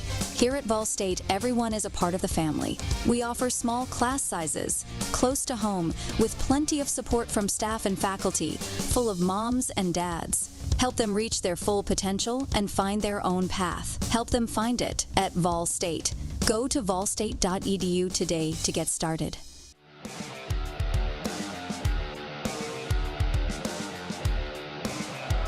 Welcome on back. Tim Reese along with Jay Harper as we get to the closing stanza for this one, unless, I'll say the word, Tim. Don't say it. Is there overtime in our future here? Well, currently it doesn't look like that would be the case, but, hey, things can change on a dime. Motlow State has increased the scoring in each of the first 3 quarters. 17 in the first, 21 in the second. They had a 22-point quarter in the third. Jackson State has been steady at 16, 17, and 17. 10 minutes to go in the season for one of these teams. Who will it be? Ridley gets the inbound, gets it over to Ransom, and Ayanna starts things off on a positive note for the Lady Green Jays. Here is Danica Stovall. Danica to Ayan. Well, tried to get it there, but there was Brooklyn Spates. Bucket here for the Green Jays. Could really help to close the gap. Here's Bartholomew. We've already mentioned how she has played a fine game, and I last saw her against Cleveland State. Same scenario there as Ridley, as Tim says, makes it, getting interesting here. Just down by 6 as this fourth quarter just getting underway. 1 minute has elapsed in it, and the Lady Green Jays have already put a couple of scores in the bucket. As Katie Fletcher was thinking about it, but then had, Ayan Ali. She pops a 3 in there. And now here is Hannah Johnson. She now has 14 for the game. Her sister with 24. Ridley's shot just rolls right off the rim as Ayan Ali comes up with it. Jackson State, may you look back and see about 5 shots within 6 feet that did not go in. Brooklyn Spates with a nice rebound. Whoa, that could have been a travel. Yeah. Daniel Price gave the traveling sign. Yes, the international signal for travel. Katie Fletcher will inbound it. Motlow State up by 9. Another turnover. Both teams, lots of turnovers in this game. That's now both teams with 22 turnovers. Yeah, I know they both had 21 at one point, so now they're still even in that category. Kind of a wash, I guess you'd say. But it's the points off turnovers that are favoring the Bucks. Still a 9-point lead for Motlow State. As Ayan Ali to the free throw line. Again, she about an 84% shooter, even though she missed her last 2 attempts. Sometimes you get a little winded, a little gassed, and the arms get a little heavier. And the pressure. Yeah, that the too. pressure in the conference tournament. Win and you move on, lose and you go home. Yeah, these single elimination tournaments certainly add to the pressure, no doubt. Winner will take on Walter State if she misses 2 more. Yeah, that's again just not really in her makeup, but we've witnessed it here. Spates now back to Hannah Johnson. Hannah back to Brooklyn Spates. Now here is Holly Bartholomew. Head on a swivel, looking around. Where can I go with it? Shot clock at 9. Back over to Spates, who traveled, or well, did she travel? She traveled, but she was helped. Gotcha. Anam picks yeah, up. That's number 20, Anam Ali, and that will put her in close to a foul dilemma. Number 3.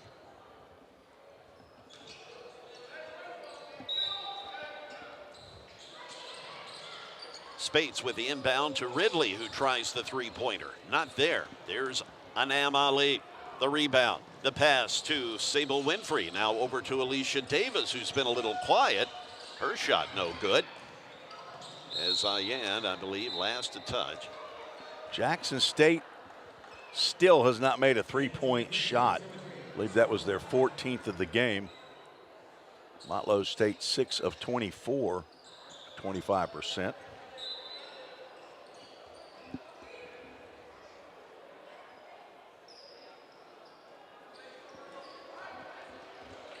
It's not a big part of Jackson State's game as they're 7th in the conference, 27.2%.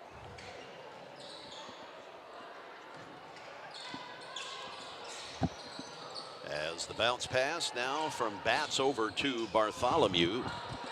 Holly, man, she has a touch. I got to give her that. Around that free throw line.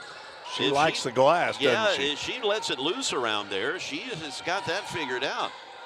Where she needs to hit the backboard to bank it in. And Ayan Ali, she has some things figured out from that three-point line. She likes that left wing, doesn't she, Jay? She's found a hot spot on the court. Being crowded out. That is Ayan Ali, Sable Winfrey. We get the timeout. Precious timeout right there. That'll leave Jackson State with only 1. And if it gets close and you want to advance that basketball, you want a full timeout. So that's why this is definitely going to be a 30-second timeout. Motlow with 4 timeouts left as we play here in the fourth quarter. Let's get you the conference awards for the men that were announced yesterday. Damori Litch, the player of the year. Jalen Hardaway from Volunteer State, the offensive player of the year. He only played half of the season. We had 2 freshman players of the year. Mikey Carpenter from Roane State, Tyree Stovall from Walter State, teammate with Damori Litch. Nate Melosa is the defensive player of the year for Columbia State. And Jerry Nichols from Walter State, the coach of the year. Congratulations to them. And you can go to the TCCAA website and see the first team all-conference selections and the second team all-conference. Another empty possession, but another steal by Bartholomew as she rolls it over to Hannah Johnson off the glass and in. And in for Hannah. And she also will go to the line for the three-point play as Katie Fletcher now returns to the game in place of Emma Sazanoff. Just picked up her 4th foul. Again, only 4 on the Motlow State bench and 2 on the Jackson State bench. Emma Sazanoff, she committed 3 fouls pretty quickly and sat out for a while. Now with her 4th as Sable Winfrey flies down the floor. Alicia Davis can't connect. Batts comes up with it. Ayan Ali gets called for the foul. She turns around with her mouth open like, why? That was Anam that picked up her 4th. Correct. Number 20. Here's Bartholomew drawing a crowd of Bucks. Now back over to Ransom, who pulls away from Katie Fletcher. Had Johnson open briefly underneath the basket, but just couldn't get it to her. And that goes nowhere. As Anam Ali flips it over to Ayan Ali. Sable Winfrey Getting the pass across the court. Tried to ditch it off to Anam, but ultimately it is Sable Winfrey that ends up with the ball and the bucket. 10-point lead for the Bucks. Right down the court goes Hannah Johnson. Hannah Johnson, tall with that long stride, just floats across the floor. She can handle the ball too. And just the prayer shot. Throw it up, hope it lands in the bucket by Davis, but no such luck. Ransom shot is short, and Katie Fletcher comes up with it with 4:45 to play. Now here is Sable Winfrey, the leading scorer for Motlow State, as she lays it in. She has a feel for the game for sure. Sable Winfrey. Yeah, and she's only a freshman, and already a team leader. In the top 10 in the conference in steals, assists, and field goal percentage. Right outside of it from the free throw line. Bats feeding it now over to Holly. Now here's Hannah Johnson with Ayan Ali at her feet.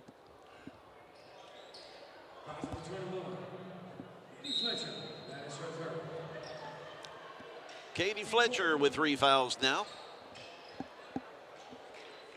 She kind of gives the official the side eye. As Bats will inbound it for the ladies in black. Gets it to Hannah Johnson. Now back over to Brooklyn Spates. Nobody but the person with the ball moving for Jackson State. And Spates is going to be called for the travel. 10-point lead remains for Motlow State. Wondering why Jackson's not pulling up full court. Motlow State has pretty well been able to maintain this 10-point lead for a while here. And that looked like a travel. They're going to count it. Sable Winfrey's going to get that. And the free throw. Extended play. She was fouled about the free throw line, but another step and a half, got it up off the glass.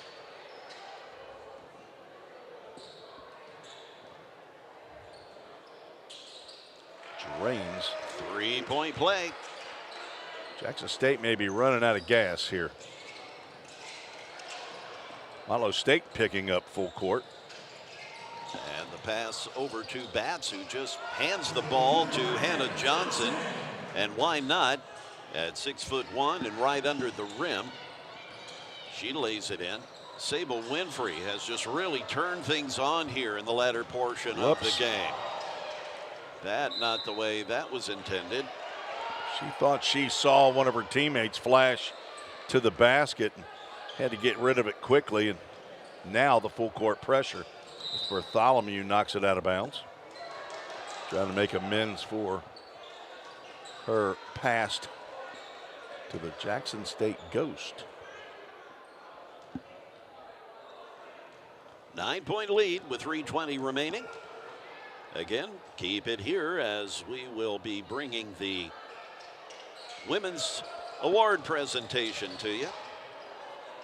Down the floor comes Ayan Ali. She's going to go all by herself and just lay it in as the getting too easy right there. Lady Green Jays just kind of stood there and watched. They were just spectators there. Ridley turning and shooting, getting her own rebound. Can't get the putback. Fletcher to retrieve it with under 3 minutes to play. Sable Winfrey thought about a three. And then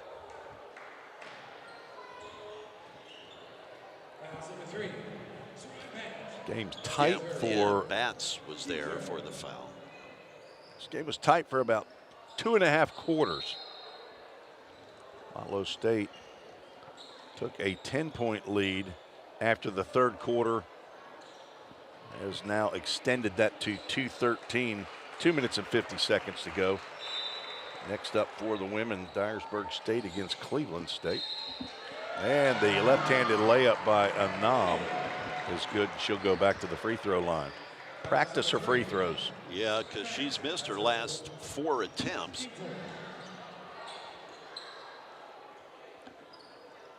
Motlow State 8 for 16 from the stripe. Yeah, and Jackson State at almost 70%. She missed again. And Jackson State can't come down with a rebound. Well, apparently it was knocked out of the hands of the Green Jays, so they'll get possession.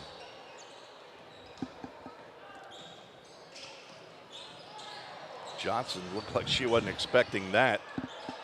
Now to Spate, she's going to drive to the base line, and the up and under is good. Alicia Davis receiving the inbound pass as she trots down the floor. Bounce pass to Stovall, and there's Anam as she is bumped pretty hard by Hannah Johnson. Clobbered. You were nice on that description. Well, Anam will get to practice these free throws again, and I'd be willing to bet, even though she's had a good game, she is probably most upset about missing as many free throws as she has today, even though she sinks that one. 3 out of 10, I believe. And she makes amends to some degree, and she knocks down both of those. Here's Mashana Ridley. Difference here is 7 3-pointers made for Motlow State, 0 for Jackson State. And the steal now. Here's Alicia Davis with Spates close by, and for the save is Ayanna Lee there on the trail. Still pressing are the Bucks, and that falls in for Holly Bartholomew. Final timeout by Coach Kelvin Lester as he sees defeat staring him in the face. Well, now by 15. I'm going to make my way down to the floor, and it looks like I'm going to be talking with Coach Daniel Price, and then we'll stick around for the awards presentation. All right, Jay, see you on the other side, I hope. Jay Harper, the voice of Motlow State and Cleveland State basketball this year, and also handling baseball and softball. Dyersburg State and Cleveland State's 4 o'clock game will have to wait, as we'll have the award ceremony. Probably take about 15 or 20 minutes to announce the winner of several awards, the James Sigliano Trophy that'll be awarded to the team that wins the regular season championship. There's no guess on that. That's Walter State with a 20-0 perfect record. So now Sable Winfrey going to check back in for Emma Sazanoff. Leading scorers, Anam Ali with 28. Inbounds pass stolen by Bartholomew, and she might be in double digits. May also be in double digits with turnovers, not necessarily her, but several turnovers as each team with upper 20s. That's the 28th, I believe, for Jackson State. Winfrey working the left side now. And Davis with the hook shot, no good, gets her own rebound. Out to Winfrey, her shot is blocked. And Jackson State can't come out of there with it. Winfrey with the 10-foot shot off the glass and in. Coming up on 1 minute to play. Motlow State still full court pressure.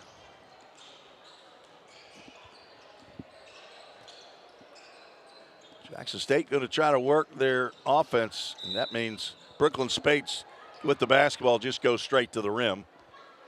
She falls down. She was pushed. She'll go to the free throw line. That's Danica Stovall's 4th. She's not been able to really get into the game.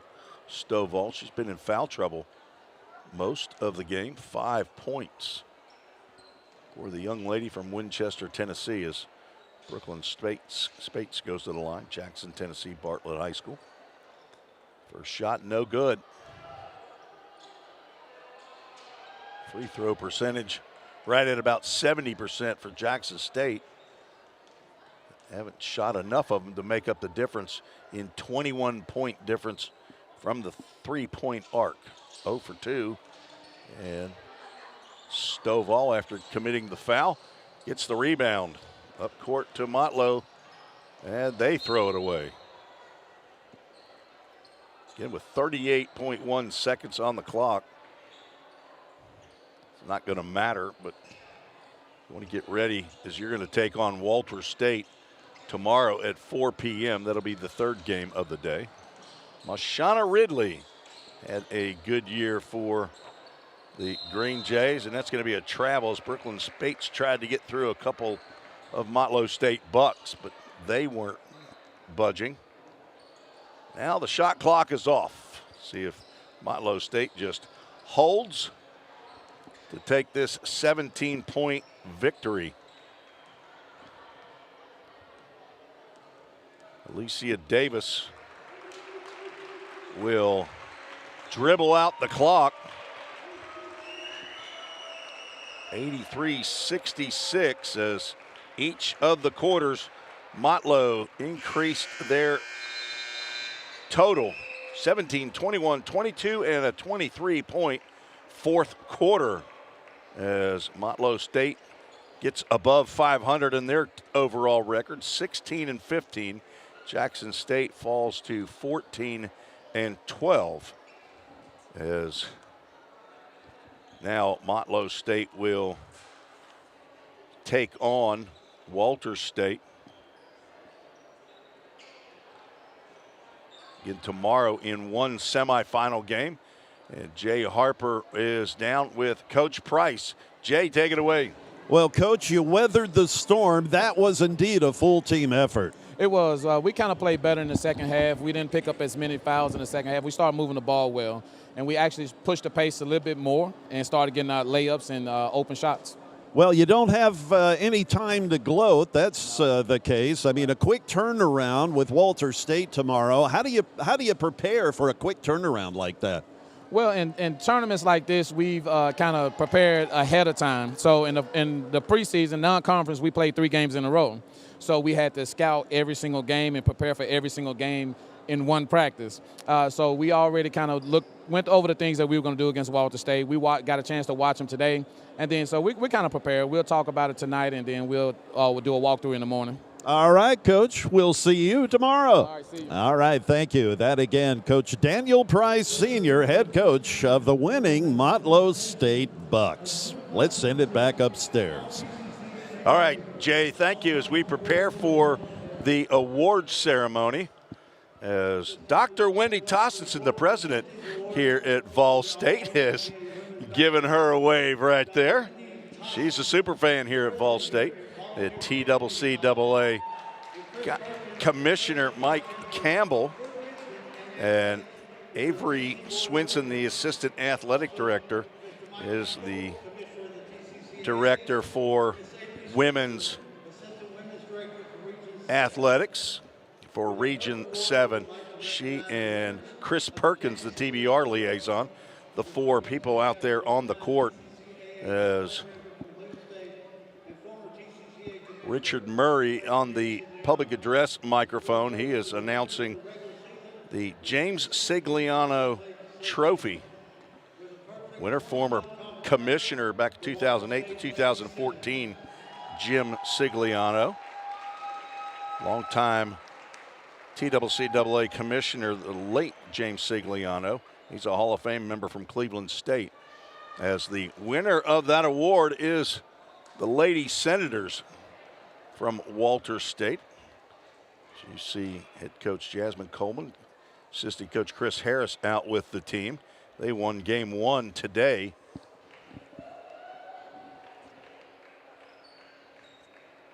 An 81-51 victory over Pellissippi. There was no question as who was going to get that award. It's always the team that comes in first place, the #1 seed in the tournament. And now we will hear the names announced for the second team all-conference selections. The first player announced, Kyrie Patrick for Roan State. And now from Motlow State, Ayan Ali. From Jackson State Community College, Mashana Ridley from Jackson State, as she and Ayan Ali just battled. From Columbia State, Dr. T, Dr. Wendy Tossinson in her second year. Here is full load of energy for Ball State. Kelsey Kyler from Columbia State, another second team all-conference, also from Columbia State, Nyana Hill. from Pellissippi State, Maya Moore. Maya Moore from Pellissippi State. We went down a defeat today in game one. From Volunteer State, Lanaya Young. Nay Young. Her government name is Lanaya. She goes by Nay. She is a second team all-conference selection. Here she comes. Yes, her president will hand her her certificate. And also from Motlow State, Emma Sazanoff.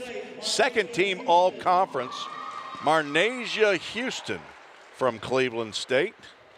And from Cleveland State, And she'll have a teammate out there, Sloan Pender, as they are preparing to take on Dyersburg State Lady Tigers. Marnasia Houston, Sloan Pender, Kelsey Kyler, Nyana Hill, Mashana Ridley, Ayan Ali, Emma Sazanoff, Maya Moore, Kyrie Patrick, and Lanaya, call me Nay, Young, here in the Region 7 TCCAA. That's for the regular season. I don't know that there's actually a tournament, an all-tournament team. I don't remember that from last year. As now the first team all-conference selections being announced. Shania Clark from Southwest Tennessee. They were eliminated by Pellissippi State in the first game of the women's tournament. Jemiah Jones, also from Southwest Tennessee, picks up the first team nod. Chris Perkins, a TBR liaison. It's center court, along with Avery Swinson and Dr. Wendy Tossinson. Walter State, Reagan Starks, first team all conference.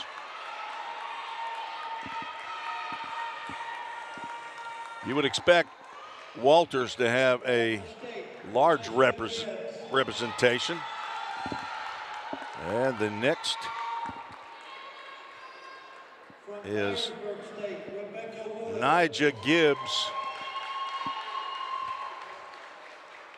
To go along with teammate Reagan Starks, Rebecca Wood from Dyersburg State.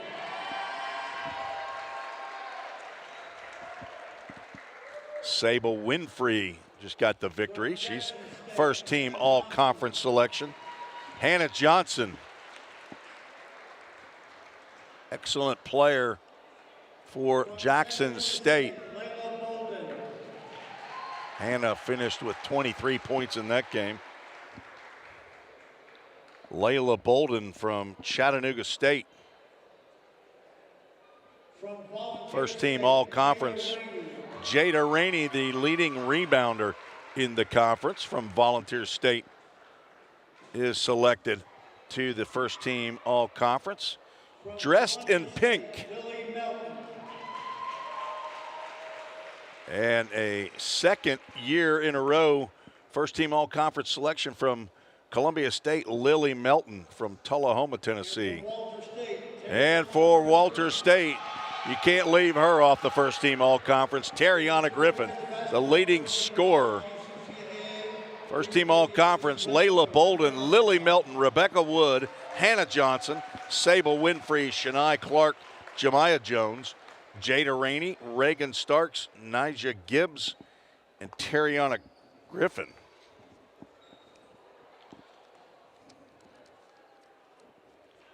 As they get their picture taken.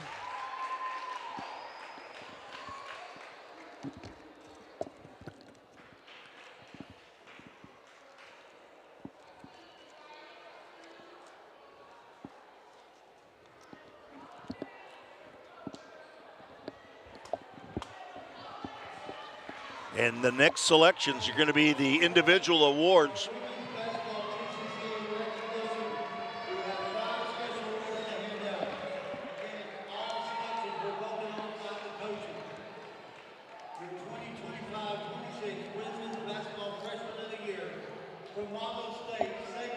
Freshman of the Year, Sable Winfrey from Motlow State.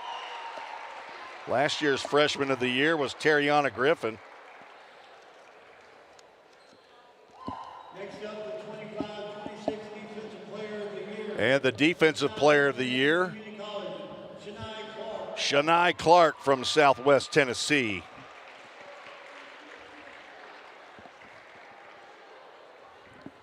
Congratulations to Sable and Shania.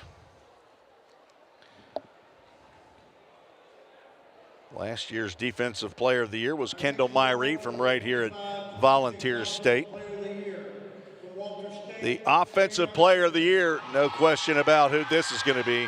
Terriana Griffin wins the Offensive Player of the Year. A year ago, she was the co-Offensive Player of the Year, along with Ansley Burleson of Columbia State. And now the Women's Basketball Player of the Year. She's already out there on the court, Terriana Griffin. Last year, the Player of the Year was Ansley Burleson. She ended up being an honorable mention All-American. Last year, Terriana Griffin was voted third team All-American. And now the Coach of the Year, Terriana Griffin's coach, Jasmine Coleman, and I believe it's her fifth time, and she's going to ask Chris Harris to go out there with her. She won it last year as well. I would assume it's 5 years in a row. As here is the individual winners. Terriana Griffin, the Player of the Year and Offensive Player of the Year. And Sable Winfrey, the Freshman of the Year. Shania Clark, the Defensive Player of the Year. Jasmine Coleman, the Coach of the Year.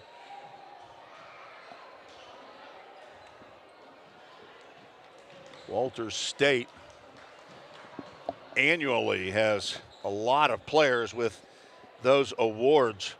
Walters State has won 17 women's conference basketball tournaments in the last 25 years. From 2001 until this year, they have won that championship 17 times. Chattanooga State next with 5, as we will effort to get Jay Harper with Sable Winfrey, the Freshman of the Year. Jay, go ahead. Thank you, Tim. Yes, Sable Winfrey, the Freshman of the Year in the TCCAA. Sable, what has your first year been like at Motlow State? It's been a really great year. Coach Price has done a really good job with us and helped developing us. And I was really glad that I chose to play here. Well, you know, you've been dealing with a broken nose, right? Yeah. And you had that silly cover thing, but you ditched that. I mean, but how are you feeling? It feels a lot better. It's a little sore, but I can't wear it no more. It just slides down. Okay. So if I hit you in the face, you're going to hit me back, right? Okay. Well, good luck to you, young lady. It's been a joy watching you, and congratulations. All right. Let's go ahead and send it back upstairs. Sable Winfrey, one of 3 players for Motlow State who scored 20 or more points in their victory over Jackson State. Congratulations to all the winners, individual, first team, and second team, all conference. We are going to take a break, and we'll be back for the third game of today's quadruple header that will feature Dyersburg State and Cleveland State.